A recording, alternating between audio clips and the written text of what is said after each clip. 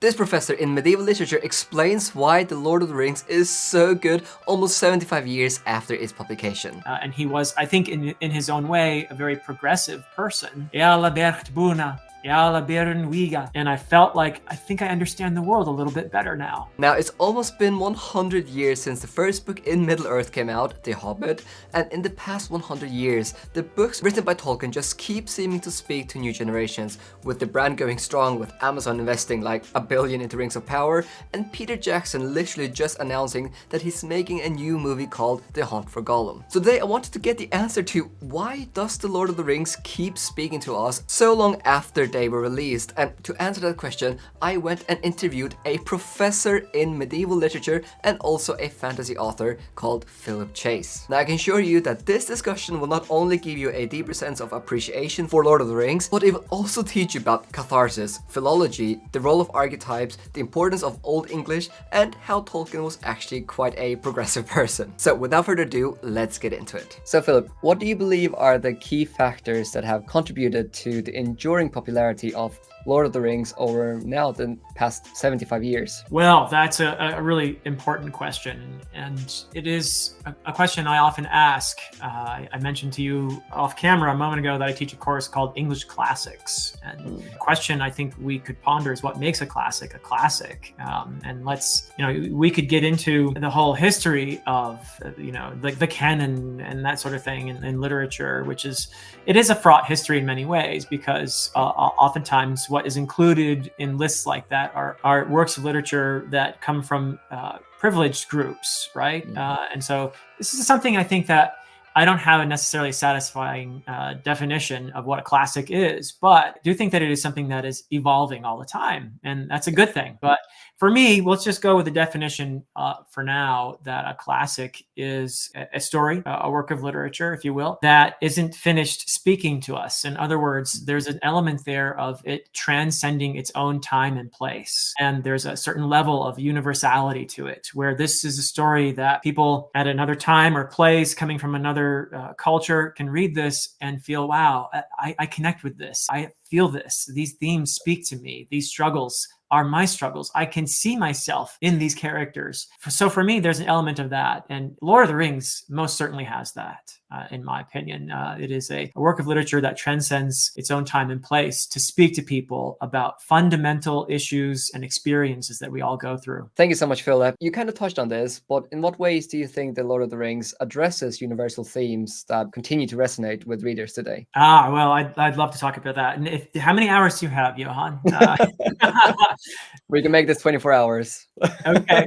I could do that, but we'll focus for now on one of the things that I think is just wonderful. Now, Tolkien, as you know, and as most of your viewers are going to know, was a scholar of Old English, and he knew all kinds of other languages and stuff, but he was a very well-read individual. When you read Lord of the Rings, you can see a lot of his life's work in this story. You can see his engagement with all kinds of literature and other stories that he himself referred to in his essay on fairy stories as this soup, right, of storytelling from which we draw when we tell our own stories. And some of it is unconscious and some of it is conscious. Sometimes you do a conscious nod. One of the things that comes up repeatedly in The Lord of the Rings and his fictional work in general is this idea that the past is present with us, that the layers of the civilizations that came before us are somehow ghosts in the present. And that presence of these reminders of the past is something very poignant and beautiful, perhaps because we realize the fleetingness of life through these testimonies of the past. We can hear those voices echoing in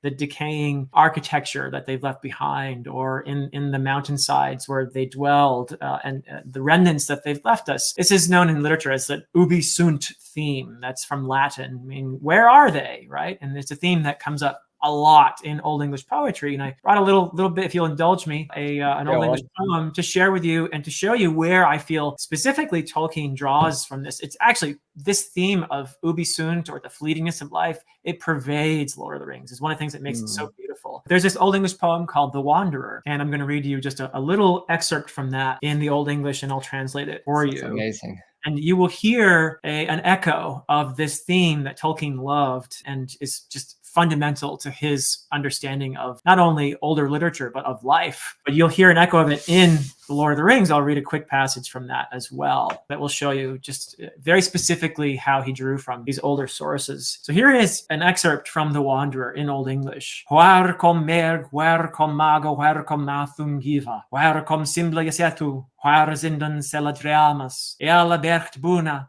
eala beren wiga, eala theod nistrim, hu sel thrag yawat yanap, onder nichthelm swahe Nawara. So it's like hearing the elves. Yes, indeed. I mean, Tolkien was very much motivated by language in his creation of his world. In some ways, you could say that his stories are a product of his need to give life to the languages that he developed. But those lines mean in modern English, where has the steed gone? Where the kinsman? Where the treasure giver? Where is the feasting place? Where the hall joys? Alas, for the bright cup. Alas, the mailed warrior. Alas, the prince's glory. How that time has departed, darkened under night's shadow, as if it never were. Wow. So you can hear that. And even interestingly, there's a word in here.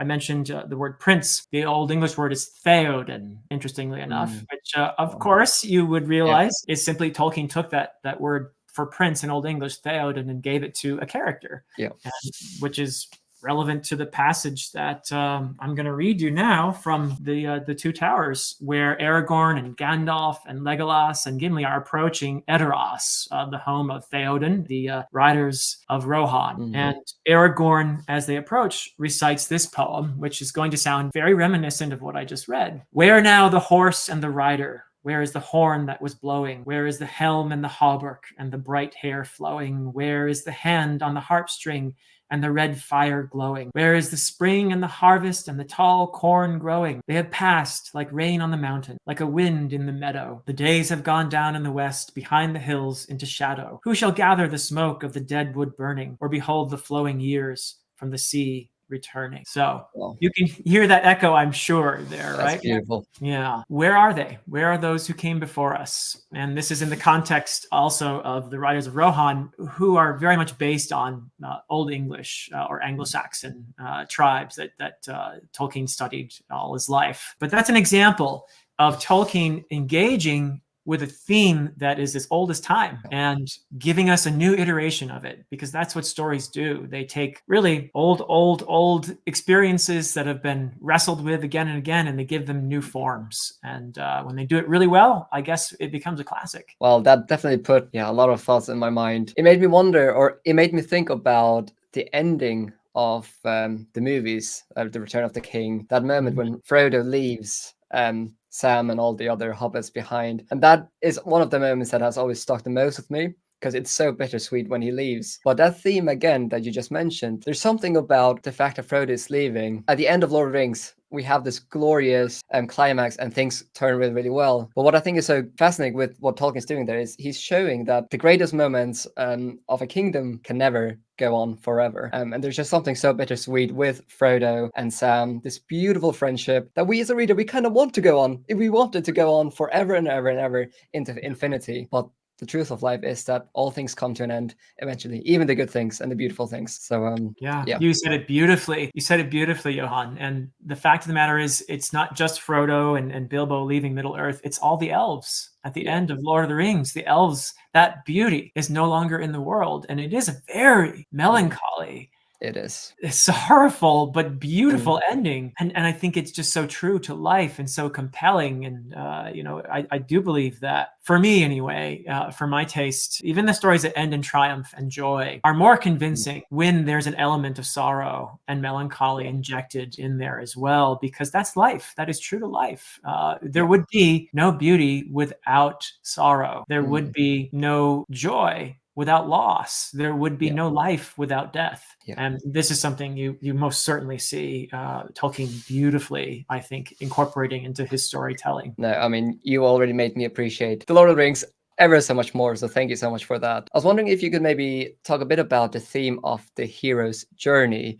I mean, Lord of the Rings definitely has this. He creates these hobbits that love comfort, and then over 3 books we have these hobbits that are again and again put in situations that are so uncomfortable for them, but we really see them grow. And I definitely think that's also probably one theme that just resonates with readers, and that, yeah, that journey the hobbits go on. Yeah, I'd love to talk about that. And the fact of the matter is, I at a certain time in my life when I was an older teen, I stumbled onto Joseph Campbell's books and Hero with a Thousand Faces and all that. And though I recognize that, you know, a lot of people will criticize his hero's journey and all of that as being reductive and that sort of thing, I do think that with that caveat, there's still a lot of value in his insights, and they were revelatory to me. I loved them. I do think it is possible in many ways to map, especially Bilbo's journey in The Hobbit onto the hero's journey. And you can also, as you said, I think it applies very well to Frodo too. But if you look at Bilbo as an example, both of them really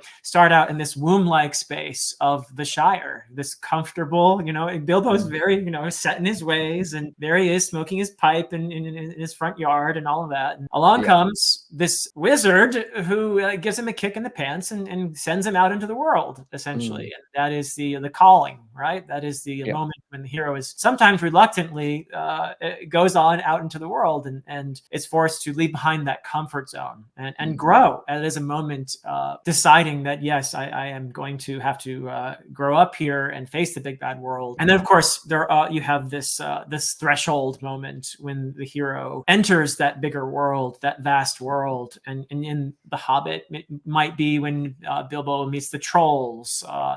Or something of that nature. And then a moment that Campbell would call the belly of the whale, this moment, this deep, dark space that is transformative. And I think you can see that with Bilbo when he meets Gollum under the mountain. And he finds the ring significantly in that moment, which is a very transformative moment for Bilbo. And then, of course, gradually seeing him going from a bumbling, incompetent piece of baggage to becoming, in fact, the hero of the narrative. Because now Bilbo doesn't grow up to be a big sword-wielding warrior, but he is faced in a crucial moment with a very important moral decision, which is when he and the dwarves are, that moment when he is inside the Lonely Mountain with his dwarf friends he has won their respect and their friendship. And he is faced with this dilemma, knowing that they're in the wrong. What do I do in this situation? And he makes a very difficult, but I think very ethical decision there. That is where he's becoming the hero. And it's magnificent. Frodo is faced with Bilbo's journey is much more lighthearted, isn't it? The tonal difference is really quite striking in The Lord of the Rings. And I think a lot of the reason why Lord of the Rings is my favorite is because Tolkien very skillfully blended the mythological backdrop that he developed in, say, the Silmarillion, the tales that would become the Silmarillion, and the high seriousness, the tragicness of the Silmarillion. He blended that with this very whimsical, lighthearted, heartwarming story of hobbits, of Bilbo and all of that.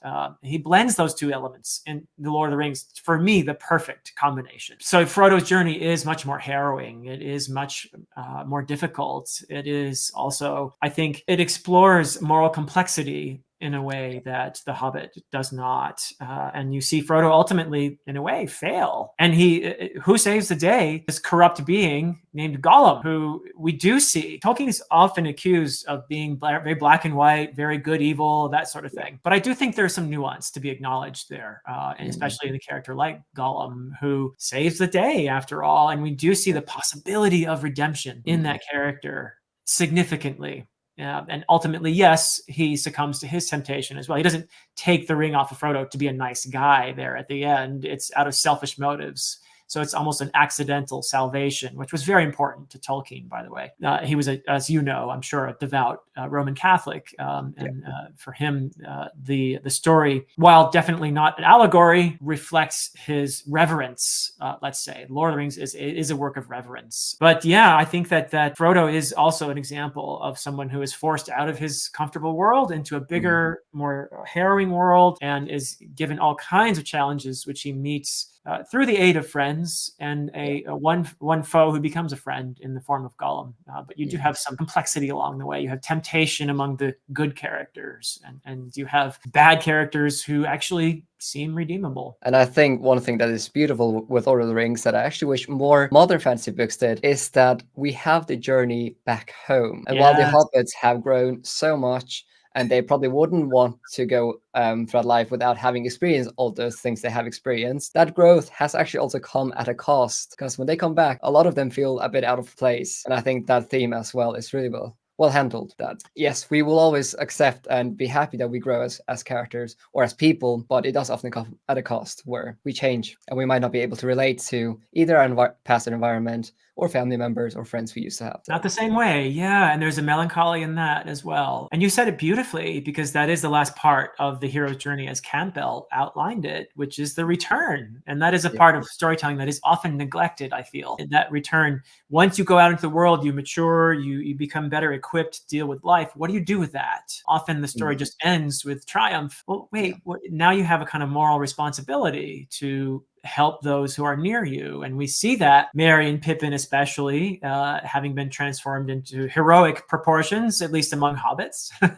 At the end of it, they lead the scouring of the Shire, which is very important, I think. I understand why it was for the most part not included in the Peter Jackson films, but I'm glad that Tolkien wrote it. The next question is, so Tolkien, he was a scholar of ancient languages, which I know you're very fond of. Now, how do you think that his linguistic expertise impacted the creation of the world and the languages within Lord of the Rings? There is a wonderful scholar by the name of Tom Shippey, and I had the incredible privilege of talking to him on my channel actually last year about his new translation of Beowulf. He also is a renowned Tolkien scholar. He actually met Tolkien at Oxford, had that opportunity. But he has this wonderful theory about Tolkien's work, his world building in particular. And he calls this theory asterisk worlds.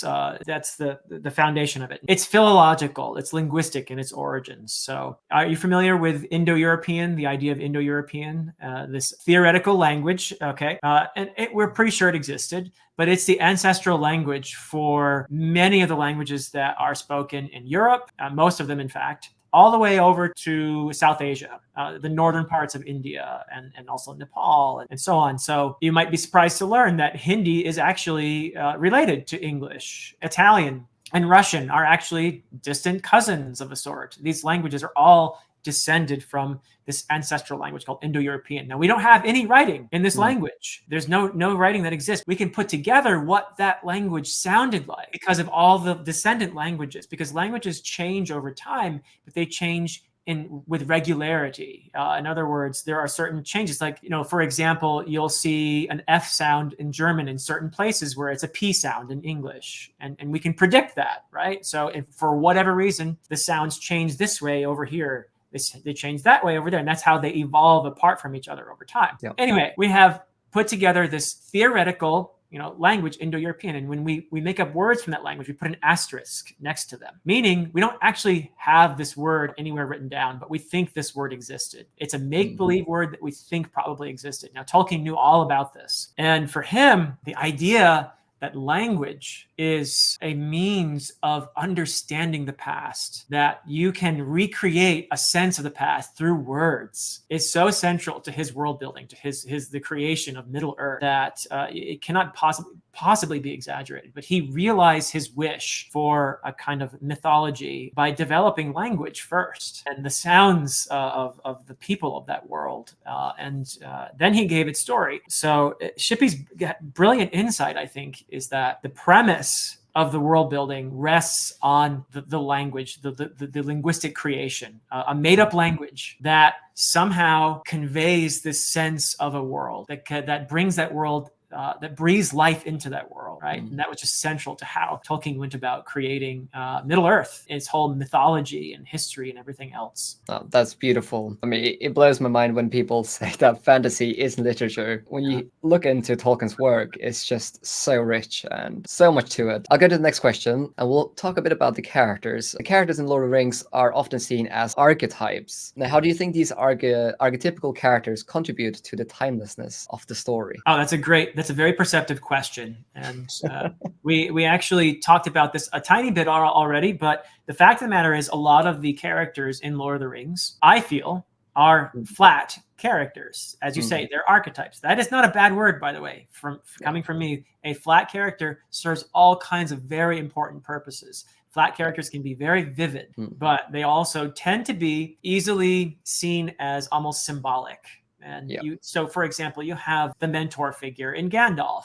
We recognize that character. There's, he's a variant of Merlin, or Dumbledore or Obi-Wan Kenobi, or, you see it and oh, that's this guy. And his function is to be a mentor to the protagonist and kick them in the pants, get them going. And eventually at some point often get out of the way by dying. And so that the hero is on their own. So these archetypes are all over because Tolkien was very much well-versed in ancient stories. These archetypes are all over the Lord of the Rings, and they exist for a reason. I personally think that archetypes and tropes, these are tools. They exist because they meet a psychological need. They're part of storytelling because they represent patterns that speak to us about life. So the fact of the matter is, yes, Lord of the Rings has a lot of archetypal, or even you could call it tropey if you want. I don't care. To me, trope is not a bad word.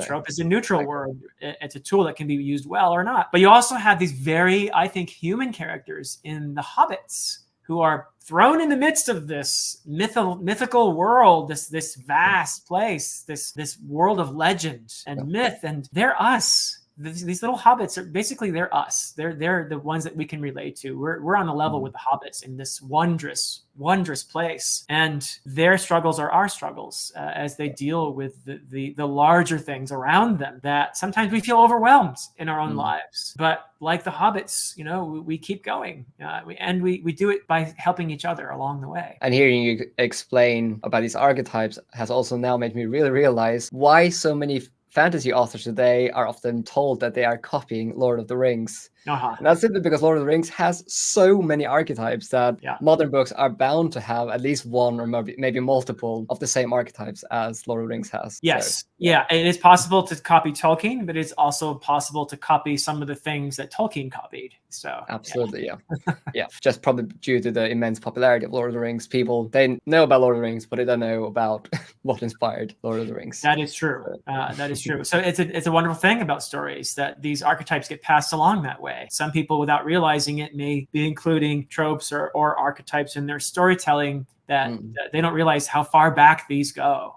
But it's also been beautiful to see how the genre has evolved since then. And while Sauron might be quite a only evil character, today we have so many books that have it fleshed out what a villain can look like in fantasy and so on. The genre has evolved, and that is a very good thing, in my opinion. You can easily find tropes that Tolkien uses that today we would be a little bit, a modern author would say, no, I think that represents a worldview that I no longer share. And, I want to introduce a little more nuance here or a little more complexity. Tolkien, though a genius, was also a product of his time. And he was, I think, in his own way, a very progressive person. He recognized during his own lifetime the evil of apartheid, for example. He recognized, or he rejected, I'm sure you might have heard of this incident, but he had a German publisher just before World War II interested in The Hobbit and doing a German translation. And the German publisher, Nazism had taken over Germany, even though the war hadn't started yet. Publisher wrote to ask to make sure, oh, well, you're not Jewish, right? Because, that racism, prejudice existed there. And Tolkien wrote back to say, well, actually, I'm not. But if I were Jewish, I would be very proud of the fact. I would be very proud to be Jewish. So I think, he was very, and by the way, that's a monetary loss for Tolkien too. He essentially said, screw you to this German publisher, in the process of saying, well, actually. So he was committed to, I think, his values. He was a very grounded, moral person, even though, and like all of us, he was a product of his time. Tolkien's work has been praised for his world building for good reason, and also attention to detail. So now, how do you think that these elements contribute to the immersive experience of reading Lord of the Rings? Wow. Oh, so many things. For me, and I know that some people, believe it or not, Johan, some people do skip the poems and songs. I might be one of those.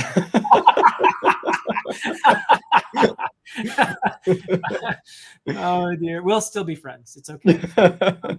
But all of these things that Tolkien has in here give you a sense of the history These poems and songs for the Lord of the Rings nerds out there, they do refer to things that maybe you can find in the Silmarillion or in other. And when you realize, oh, that's what that song is about, you feel that connection to the past. And it's just, there are these beautiful layers. And it was part of what we were talking about before, that Ubi Sunt theme. But he's given his world a very thorough mythology. He's given even a creation story in the Silmarillion. He goes back that far. So by giving his world all these layers, the mythologies, the histories, the sense that this is a world that's been inhabited. And here are the creatures who have come and gone, and some of them are still lingering, and you can just get glimpses of them. Look at the Ents, for example. I love Ents, and I always find it so sad when Treebeard tells the story of the Ents, because you realize, like the elves, they are leaving. I would have loved to have met an Ent on one of my many walks in the forest when I was young. Great, wouldn't it? As long as they don't smush me, mistaking me for an orc, you know.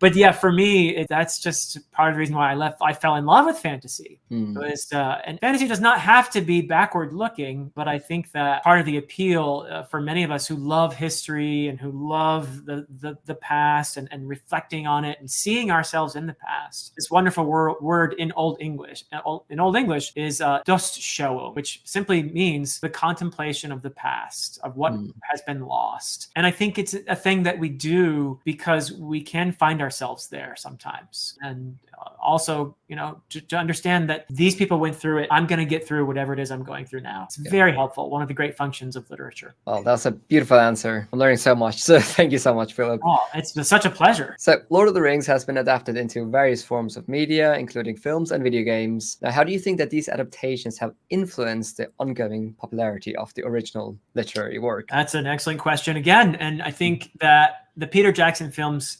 particularly gave not just new life to the stories of Middle Earth, but gave them a new iteration in a way. And what I mean is they're not exactly the same. Any adaptation is necessarily going to be different from its source material, particularly when you're changing media. You're going from a book to a film here. And I think some of the choices, though, you know, maybe a little sad for some of us book fans, are very understandable. And of course, Tom Bombadil wasn't going to make the cut, you know.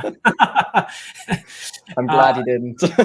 I'm sure that more people are glad than not that Tom Bombadil didn't make it. But he certainly, you could say, cut off a lot of those edges and loose ends and things in order to make the films, streamline the films in some ways. As long as they are still streamlined from the book. He also made the films much more action oriented than books. You know, read the Battle of Helm's Deep. It'll take you just a couple minutes. And then in the film, it's this, whoa, you know, this huge, you know, thing that you would get Legolas skateboarding down the staircase on a shield and, you know, all kinds of stuff. And he's meeting the expectations of a modern audience, also a visual audience there. That's understandable. I think that the films did lose some of that reverence that I mentioned earlier that you do find in the books, but I think Jackson did his best to include it as well. And I feel that you see it a little bit more in the extended edition of the films. There's, for example, one scene, I didn't make the theatrical cut, but I'm so glad that he filmed it. It's a scene with Sam and Frodo seeing elves early in their journey, seeing elves in the forest. And Sam, they're just kind of peeking and looking at the elves as they're heading out of Middle Earth. And Sam says, I don't know why, but it makes me sad. You know, I mean, that's such a poignant moment and such a Tolkien thing there. So I think that the films do succeed in getting some of that reverence and that melancholy and that beauty. But for me, it would be impossible to duplicate it entirely. But I'm glad the films exist because they did bring a lot of people to the books. And then there are a lot of people who love the films and never read the books, and that's okay. And even some who did go on to read the books and say, actually, I like the films better, and that's okay too, you know. But the Peter Jackson films, I think the most famous, and justly so, adaptation of the story. And I'm glad that they were made. They've brought a lot of new eyes on the story, increased the reach of Middle Earth. And it really makes you wonder, how would the perception of Lord of the Rings be today if the movies were actually really, really bad? I'm really glad that they weren't. If there's one thing I would love to have added to the movies, and we kind of touched on this earlier, but then I would not mind minded a longer journey home. I really remember I watched the movies first and then I read the books, and I'm like, there's still like 80 pages or something left after the big climax, and you have this long journey home. And I do understand or in a film, it probably would be boring because the climax already happened. But yeah, I really enjoyed the journey back home, because that's not something you often see in media. I agree. I love that part of the books. I do think that even as the films are, even in the theatrical release, you had people complaining about the 3 or 4 endings there. So I don't think it would have worked to have the Scouring of the Shire depicted with any detail at all. I don't think so. Excellent. So we'll come down to the final question. What do you believe future generations of readers can continue to gain from Lord of the Rings as the years go by? Oh, that's beautiful. Yeah, I think that future generations hopefully will be able to find echoes of what we have found. They'll have a similar experience. This is one of the great things about literature, really, that it does connect us to the past. And when we engage with stories like this, we become part of a community that transcends our own time. So, you read Hamlet, you're reading a play that was watched by people in the 1600s. That's tremendous. To me, when you read Oedipus or something like that, we're talking about a story that thousands of years ago people were engaging with. I think that's just wonderful. I love how stories connect humanity. And I believe that people in the future, because Lord of the Rings deserves the name, in my opinion, classic, and that it is a story that transcends its own time, that will continue to speak to human experience. I believe that modern people and people in the future will get great value and will hopefully find themselves more at peace with their own struggles, will understand themselves a little more, will gain clarity. As a 12-year-old kid, I can remember the first time I read Lord of the Rings and got to the end of it. Aside from the fact that I was so moved and so emotional and sad and joyful all at once, and you couldn't contain all those emotions, I also felt this wonderful sense of clarity, which of course, I didn't know the word for it as a kid, but that's catharsis. I experienced catharsis when I finished reading that story. And I felt like, I think I understand the world a little bit better now. And I think that people in the future will get that from Lord of the Rings. Beautiful answer. I mean, today people call catharsis just for us book hangovers. That's sort of true. That's sort of true. Yeah. But yeah, I loved how you framed like the place that literature has in humanity, really. And I remember someone, I'm not sure who it was, said that time travel, it exists. When we pick up a book, we're actually connecting with an author that might have lived 100 years ago. And we're reading those words that were written by someone that maybe lived in a different place many years ago. And you're actually there as the words are being written and you're experiencing it. So literature and books are just beautiful. And catharsis is a good word that you actually learned me, or I learned it on your channel. Oh, how nice. Okay, cool. Yeah. It's a useful word, especially for those of us who love stories. And I think when I started reading fantasy, I experienced that fantasy was more than just like nerdy people like wearing wizard's clothes, even though there's nothing wrong with that. That's fun too. The sense of deep emotions I experienced when I read loads of different fantasy books. I didn't know how to describe it, but then I watched your channel and you mentioned this word catharsis, and I was like, yes, that is what I was trying to look for. That is the word. Yep. I mean, you read the last few pages of that book and you close it and you just sit there with this sense of wonder and clarity and beauty and a bit of sorrow because the story's over now. That if you've ever experienced that, you've experienced catharsis. Thank you so much, Philip. This has been a real pleasure. And I kind of want to go back now and reread the whole trilogy. Yeah, this has brought back so many memories, fun memories of that whole trilogy. Brilliant. So I'll be rereading it myself at some point. So yeah, we could have a chat about it after that, perhaps. Oh, yeah, that could be a good idea.